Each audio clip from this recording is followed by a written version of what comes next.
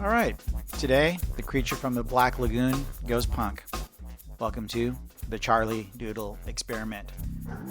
So, you may or may not be like me. I have a ton of sketchbooks that have just a handful of drawings in them, and this was one of them. And so, this is probably the best version of the creature from the Black Lagoon I've ever drawn.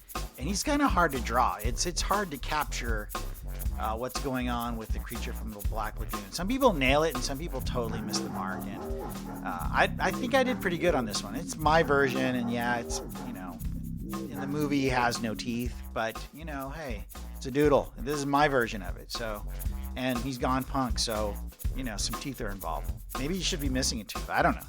Anyway, gave him the red and white striped shirt, made it kind of dingy.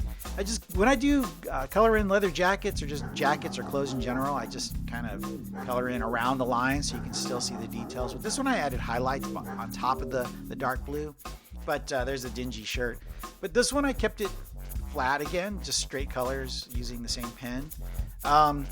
Yeah, he's kind of tough to draw. I kind of like how this one came out, so I'm happy to finally give it, the attention it deserves. But that's it. Gave it really skinny pupils. I know, again, my own style. But that's it.